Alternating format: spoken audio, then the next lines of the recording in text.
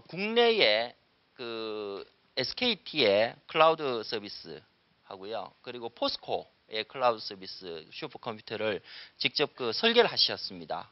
권대석 박사님께서. 그래서 정말 이론과 실제에 아까 말씀드렸듯이 이런 클라우드 컴퓨팅과 슈퍼컴퓨팅에 관한 최초의 한국 박사시거든요. 그래서 제가 이거를 읽어 드릴까 말까 굉장히 고민을 했는데 저자 소개를 이렇게 하십니다. 한국에서 장학금을 받고 학위를 받았는데 실리콘밸리에서 스카우트 제의가 온 거예요. 내가 한국에서 장학금을 받았는데 미국에서 일할 수 없다. 라 그러셔서 크로닉스라는 한국의 전통 벤처를 2000년도에 2000년이시죠?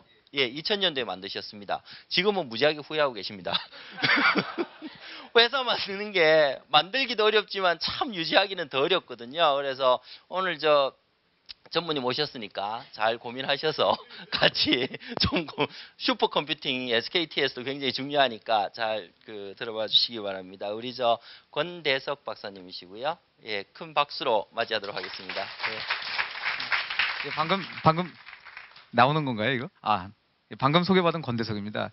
제가 저 86년도에 SK 성경 장학 퀴즈에서 기장원을 해가지고 성경에서 장학금을 4년간 받았습니다. 그래서 그래서 그 SK에 이렇게 제 생각에 돌아왔다고 생각할 수 있는데 돌아와서 또 강연을 하게 돼가지고 굉장히 영광스럽게 생각을 하고요. 사실 그렇게 전문가는 아닌데 하여간 좀 다른 사람 안 하던 생각들을 좀 해가지고 아이디어를 내서 하다 보니까 최초 타이틀은 많이 가졌는데 한국에서는 최초 가지고는 사업이 잘 안 되는 것 같습니다. 그러다 보니까 돈은 잘 못 벌었는데 그동안 이제 겪은 얘기랑 그 다음에 앞으로 어떤 게 가능한지라든가 아니면 남들은 이렇게 성공했다 이런 얘기들 같은 거 오늘 간단하게 한 30분 정도 드려보겠습니다. 지금 보시면은 이게 이제 아이패드나 아이폰 가지고 이제 접속해서 들어가는 저희 회사 컴퓨터입니다. 이게 영등포에 있는 저희 회사 컴퓨터인데 이 클라우드죠. 보시면은 파워포인트입니다. 그러니까 아이폰에서는 당연히 아이패드에서는 당연히 파워포인트를 쓸 수 없지만 클라우드라고 하는 게 이런 겁니다. 컴퓨터 프로그램이 이 단말기에 설치되어 있지 않아도 혹은 데이터가 이 단말기에 설치되어 있지 않아도 어딘가 인터넷 저편에 있는 거를 이용해서 내가 그 프로그램을 쓰고 그 데이터를 쓸 수 있으면 그게 바로 클라우드가 됩니다. 근데 클라우드가 빅데이터하고 무슨 상관이냐? 그걸 이제부터 설명을 드리겠습니다. 자, 이런 게 있습니다. 저는 영등포 물레동에 삽니다. 여의도에서 42년 살다가 5년 전에 물레동에 이사를 갔는데 물레동 저는 자가용이 자전거예요. 저는 안경도 잃어버리고 자전거도 잃어버리고 많은 걸 잃어버리는 사람이라서 근데 가자마자 1년 새에 자전거를 4번 도둑 맞았습니다. 이 자전거 도둑이나 자동차 도둑이란 건 참 잡기가 어렵습니다. 왜냐? 샥샥 봐서 자동차나 자전거가 주인이 없는 것 같다. 그럼 샥 하거나 벤치 가지고 딱 끊어가지고 타고 가버리면 그럼 절대 못 잡습니다. 잡을 수가 없습니다. 그렇지 않습니까? 그거 어떻게 잡겠습니까? 아주 되게 재수없는 케이스에나 자동차 주인이나 자전거 주인이 저 새끼 내 차 훔쳐가네? 이러고 가서 잡든가 아니면 그런 거밖에 잡히지가 않는 거죠. 그래서 범죄가 하도 늘어나니까 미국에서 산타크루즈 경찰서 범죄 분석팀장인 자크 프렌드라는 아저씨가 자꾸 경찰 인력은 줄어들고 예산 줄어드는데 범죄는 자꾸 늘어난다. 이거 어떻게 좀 해달라고 그랬더니 이 아저씨가 예산도 경찰도 늘리면 안 된다. 있는 거 잘 쓴 게 예측 치안이다. 우리 다음번 자동차 범죄가 어디서 일어나는지 예측해보자 그랬어요. 미친 뭐죠. 그래서 그걸 이제 딱 사고를 하고 인근 대학의 조지 말러라고 하는 수학과 교수한테 그걸 의뢰를 했어요. 다음번에 범죄가 어디서 일어날까요? 그랬더니 그 아저씨가 막 고민을 하다가 저한테 인류학자랑 범죄학자를 붙여주시면 제가 한번 해보겠습니다. 이 아저씨가 뭐 하던 사람이냐면 다음번 지진이 어디서 일어날지 예측하는 사람이에요. 그래서 태풍 이동 경로나 지진 발생 지역의 피해 지역을 예측을 하듯이 범죄 발생이 어디로 이동할 것인가를 예측해보자라고 하는 수학적 모델을 만들자는 아이디어를 내게 됩니다.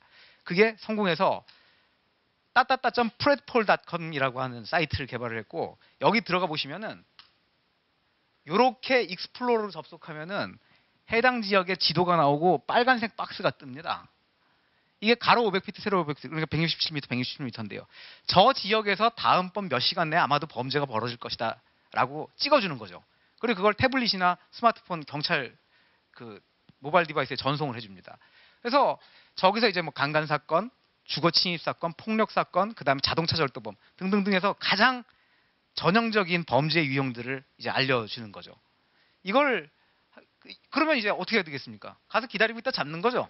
기다리고 있다가 이제 제 책 첫 페이지의 사례가 이거로 시작을 하는데, 그래서 잡고 보니까 여자 둘이더라. 여자 둘이 해가지고 이렇게 해서 찾다 가지고 잡는 걸 그걸 어떻게 그걸 알겠습니까? 어떻게 잡겠습니까? 미리 가서 잡아야 잡지. 그래서 이거를 실제로 이제 해보니까 사람이 범죄 예측하는 거랑 기계가 범죄 예측하는 거랑 5건까지는 대충 확률이 비슷하게 정확도 비슷한데 한 20건 정도 다음번 20건의 범죄가 어디서 일어날 줄 예측한다라고 하면 사람보다 기계가 한 2배쯤 정확하게 예측을 한다 그럽니다. 그리고 결과적으로 이걸 도입한 이래 그 산타크루즈나 아니면 LA 지역에서는 범죄율이 13%에서 27%까지 감소했다 그러고요. 그리고 이제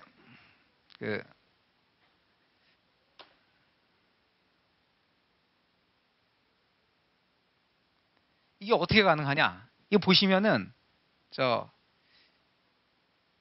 이게 이제 지진 관련 분포 곡선입니다.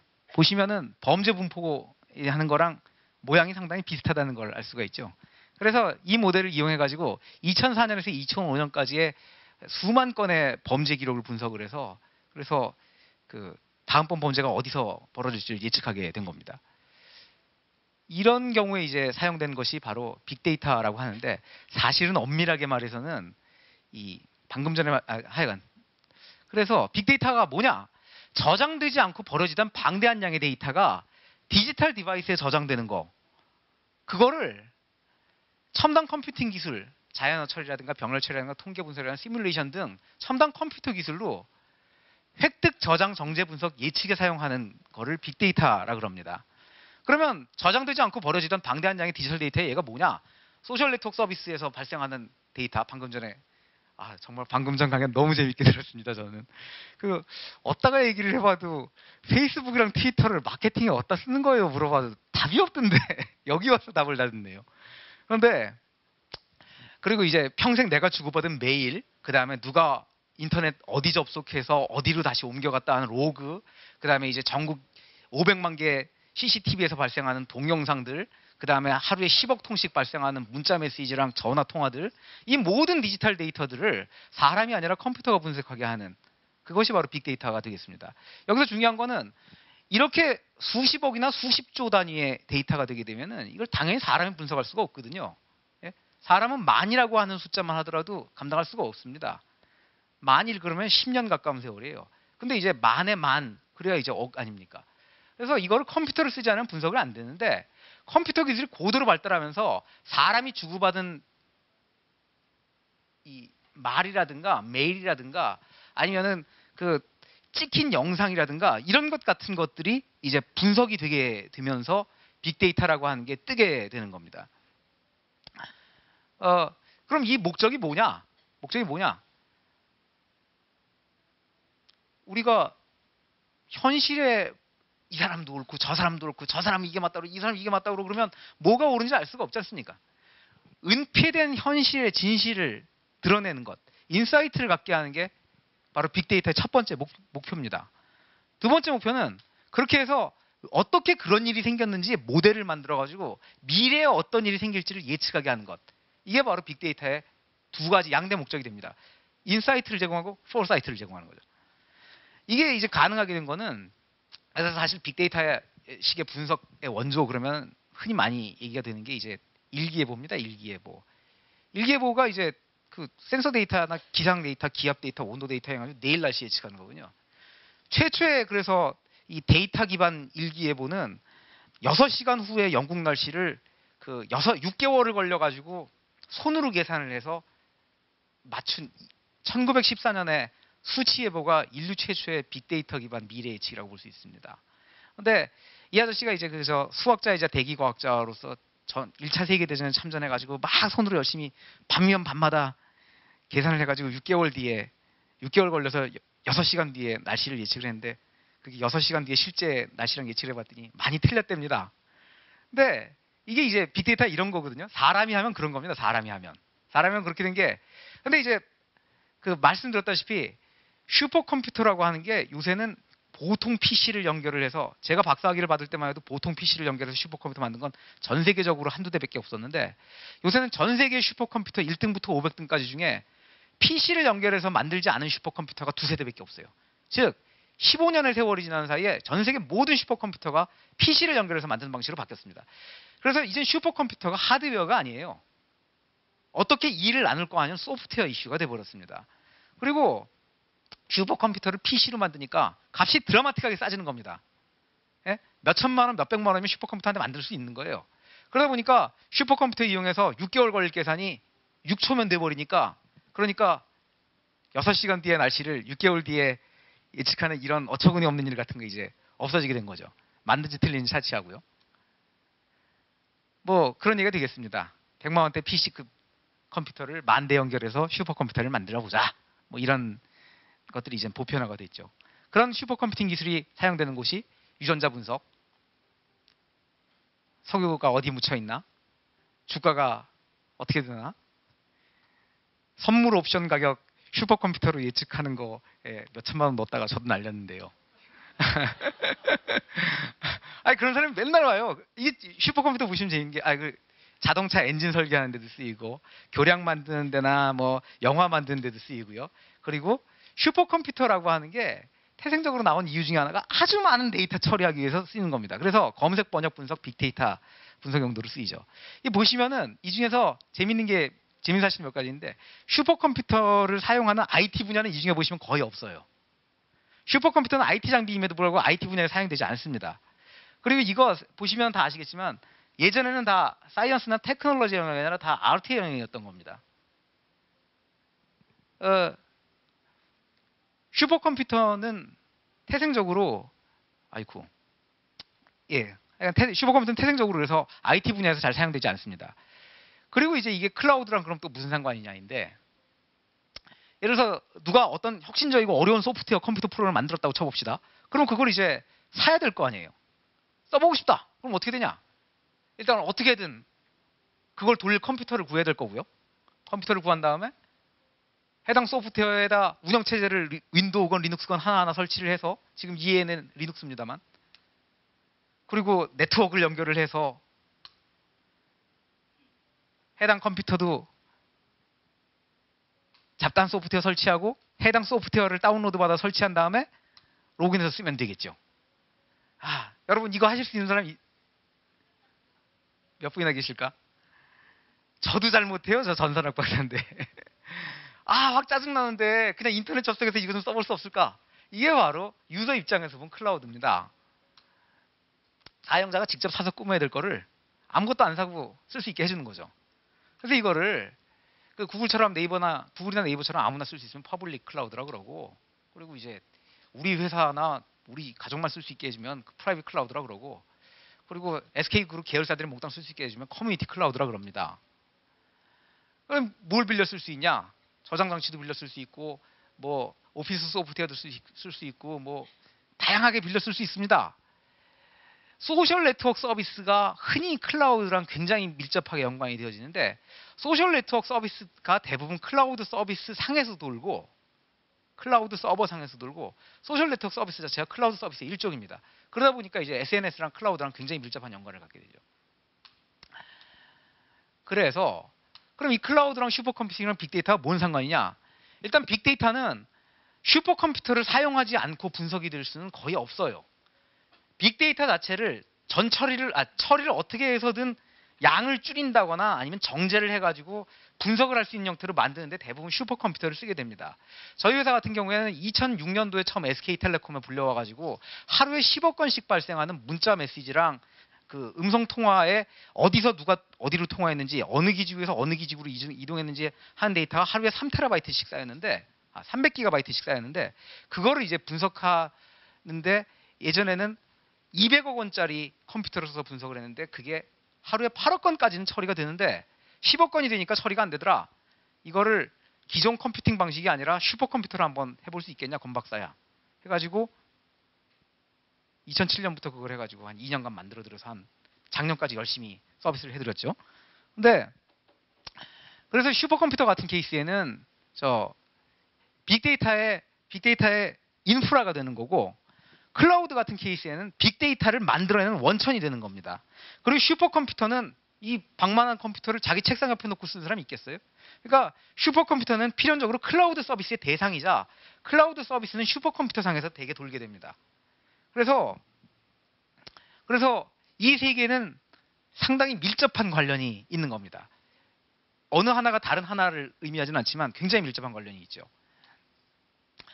이건 포스코에서 그래서 클라우드 시스템을 구축한 사례인데, 예전에는 PC에서 그 한 카피에 3천만 원 하는 소프트웨어를 1인당 뭐 5카피씩 이렇게 쭉 해가지고 500명이 설치해서 썼었어요. 전국 서울, 송도, 포항, 광양, 분당, 서울 5개 지역에서 500명 정도가 저렇게 수천만 원짜리 소프트웨어를, 보통 소프트웨어가 하드웨어보다 더 비쌉니다. 이 공학과학 이런 용도에서는. 근데 그걸 이제 그 개인마다 다 사주냐니 돈도 너무 많이 들고, 데이터 이렇게 몰래 훔쳐나가서 보안 문제도 생기고, 그리고 사람마다 다 사주자니 중복 투자가 너무 심하니까 이거를 포항에다 10억 원짜리 슈퍼컴퓨터 하나 설치해 놓고, 그리고 컴퓨터 프로그램을 개인 PC에 설치하는 게 아니라 여기다 몽땅 설치해 놓고, 그리고 이제 정부에서 접속해 쓰자 이겁니다. 이렇게 해가지고 이제 1년에 한 30억 정도씩 절감을 하게 됐죠. 비용도 절감되고, 그리고 뭐 당연히 슈퍼컴퓨터에서 돌리니까 개인용 PC에서 돌리는 것보다 연구 개발하는 속도나 신제품 만드는 속도가 한 두세 배쯤 올라가겠죠. 그래서 그리고 이런 것들을 이용하면 뭘 할 수 있냐? 우리나라가 그 자영업자 부채나 가계 부채가 300조가 넘는데, 이 사람들이 뭔가 치킨집을 연다든가 빵집을 연다든가 할 때 성공할지 실패할지 같은 것만 시뮬레이션에서 예측을 하게 해줘도 실패율이 떨어질 거 아닙니까? 그 사람들은 평생 모은 그 퇴직금 모아가지고 사업을 하는 건데, 일거에 6개월만 날려버리게 두는 것보다는 시뮬레이션 한번 해서 도움 주는 게 낫다 이거죠. 이거 2006년부터 계속 제안했는데 계속 이빨도 안 들어가더라고요. 중소기업이 창업하려고 그럴 때 기업은행이나 기보신보에서 심사를 할 때 시뮬레이션 한번 해주고, 그러고 이제 조언 주는 컨설팅이라도 한번 해보면 참 좋을 것 같은데, 참. 국세청도 그래요. 국세청 돈 뜯어갈 생각만 하지 말고 말이야. 세금 많이 내는 돈 잘 번 사람들이 어떻게 해서 그렇게 됐는지 같은 거 분석해가지고, 세금 잘 못 내는 못 사는 사람들한테 그 컨설팅 같은 거 해주면은 기쁘게 세금 낼 것 같은데.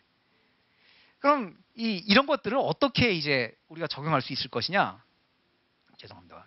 금방 마치겠습니다. 그 사례는 많이 봤는데 이거 어떻게 적용할 거냐? 그럼 이 사례를 이제 대기업에 가서 강연을 하면은 흔히 회장님들이나 사장님들이, 야 진짜 좋다, 저 당장 도입해, 예산 30억 만들어 당장 도입해, 이러신다. 근데 빅데이터란 이름의 단일한 기술이 존재하지 않습니다. 보셨다시피 온갖 영역에서 다 쓰이거든요. 그리고 온갖 학문을 다 요구를 합니다. 케이스별로 요구하는 학문이나 케이스별로 요구하는 기술이 달라요. 그래서 빅데이터를 우리 회사에 적용한다는, 우리 조직에 적용하고 싶으면 제일 먼저 해야 될 일은 문제를 정의하는 거나 문제를 정의하면 그 다음에 해결 수단이 나오게 되는 겁니다. 그 다음부터는 데이터 수집을 해야 돼요. 이제부터 문제가 정의되면 두 번째 문제인 데이터 수집 문제가 되는데, 대부분의 케이스에 데이터들이 분산되어 있습니다. 그리고 분산되어 있는 조직들 간에는 데이터 공유를 절대 안 하려고 그래요. 제가 정부에 어떤 제안을 했었냐면, 한 개인이 12년간 의무교육받고 대학에서 4년간 교육받은 내용을 교육부는 가지고 있고, 그 사람이 취직해가지고 어떤 지점에서 얼마만큼 퍼포먼스를 했고 얼마만큼 재직 기간이 됐는지를 고용노동부는 알고 있으니까, 이 두 개를 결합해서 두 개를 매치해가지고 그 수요 공급을 맞추는 잡 매치메이킹을 정부가 해보자, 빅데이터 분석해서. 그랬더니 교육 데이터 갖고 있는 캐리스 교육학술정보원 좋은 얘기다, 그리고 고용정보연구원 좋은 얘기다, 니네 데이터 우리한테 내놔라, 우리 데이터는 너무 프라이빗한 정보라서 유출되면 심각한 문제가 생기기 때문에 우리 정보를 너네한테 줄 수가 없다 이래요. 어떤 조직도 자기네가 모은 데이터를 다른 조직과 공유하려고 하지 않습니다. 재산이라고 생각해서. 이걸 넘을 수 있는 사람은 누구냐? CEO밖에 없어요. 사장, 회장님이나 대통령밖에 없습니다. 그래서 빅데이터 문제를 해결을 하자면은 최고 책임자가 예산 줘서 해, 그럴 일이 아니라 관심을 가지고 계속해서 체크를 해줘야 됩니다. 그러고 나면은 데이터가 모이고 나면 그걸 이용해서 수학적 모델링 기법이나 아니면 통계적 분석 기법이나, 수학적 모델이나 통계적 분석은 전혀 다릅니다. 그리고 컴퓨터를 이용한 시뮬레이션 기법이나 등등등 다양한 방법을 써가지고 예측을 하게 되죠. 그래서 이제 뭐 많은 얘기가 있는데 교권 붕괴나 아니면 입시 문제도 이거로 해결할 수가 있다고 생각하고 어떻게 해결하냐? 교실에다 CCTV 하나씩 달아서 클라우드에 연결하는 겁니다. 그러면 CCTV 달려있는데 애들이 서로 패든가 아니면 교사한테 교권 침해하겠습니까? 그리고 이제 평생 본 고등학교 때까지 본 1학년 때부터 초1부터 고3까지 본 시험 문제 몽땅 다 저장해가지고 빅데이터로 저장해두고 그리고 대학 교수들 보고 그거 분석해서 알아서 학생 뽑으라 그러는 거예요. 그래서 학생들 보고는 대학 교수들이 연구한 내용도 전부 다 빅데이터로 저장해놓고 마음에 드는 교수 찍어서 어플라이 하라 그러고 그럼 대학 입시 없을 수 있겠죠? 평생 나눈 얘기랑 업적을 전부 클라우드에 저장이 가능한 시대가 된 겁니다. 그래서 어이 정신 차려. 나야 나. 이런. 대통령 선거 왜 합니까? 대통령 선거 왜 하루에 합니까?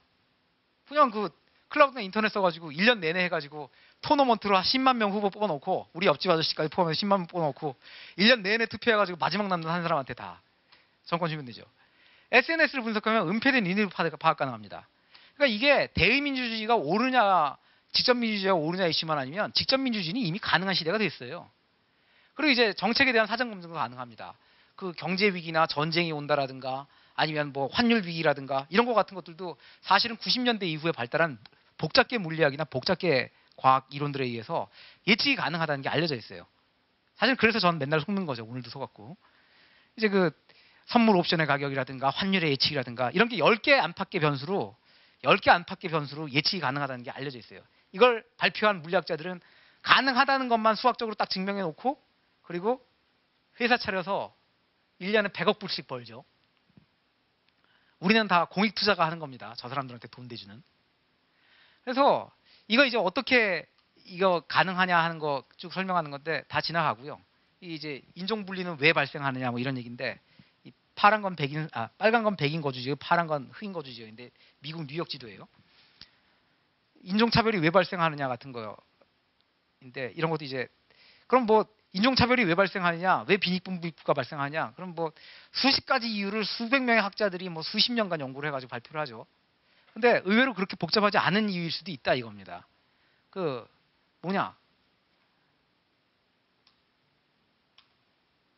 사회를 여러 개의 원자로 구성된 네트워크로 보고 이 원자들이 아주 심플한 이유로 어떻게 행위를 한다라고 하는 원칙하에 움직인다라고 가정을 하고 시뮬레이션을 돌립니다. 예를 들자면 내 이웃에 나랑 같은 피부색의 사람이 줄어들면은 내가 소수자가 되는 게 싫으니까 나랑 같은 피부색 많은 동네를 이사 간다. 아주 심플한 원칙이거든요. 나랑 피부색 같은 사람이 30% 이하로 떨어지면 30% 이상 되는 동네를 이사 간다.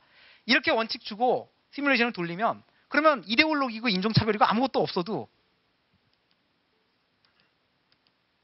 이렇게 랜덤하게 흩어져 있다가 이렇게 인종분리가 일어나는 걸 보실 수가 있습니다. 즉 대부분의 거시적이고 오묘하고 복잡해 보이는 현상이라고 하는 것들도 사실은 고매하고 고상하고 고급한 이데올로기에 의해서 발생하는 게 아니라 아주 심플하고 단순한 리스크 회피라든가 아니면 이윤축이라든가 이런 단순한 행위에 의해서 복잡한 현상들이 일어난다는 거죠. 그래서 이런 것들을 컴퓨터로 시뮬레이션해서 기업의 미래나 아니면 국가의 장래나 이런 것들을 예측할 수 있지 않을까 하는 얘기인데 그래서 가능하지 않을까 했는데 이미 유럽에서는 작년부터 14억 달러를 들여가지고 전쟁이 언제 날지라든가 아니면 환율이 어떻게 될지 같은 거를 예측하는 사업을 국가적으로 하고 있습니다. 그래서 제가 대학교 다닐 때는 이런 아이디어를 했었어요. 모차르트가 안 죽었으면 어떤 음악을 만들었을까? 빅데이터 이슈거든요. 모차르트가 어떤 음악을 작곡했는지는 몇 년도에 어떤 음악 작곡했는지 악보로 다 남아있어요. 다 디지털할 수 있거든요. 그거 다 때려넣고 근사함수 만들어서 모차르트가 안 죽었으면 그 다음엔 요런 거, 음표를 요런 순서로 찍었을 것이다 라고 하는 거를 예측할 수 있을 거라고 생각했습니다. 저 대학 다닐 땐 불가능했지만 지금은 가능할 것 같아요. 돈만 내주면. 감사합니다.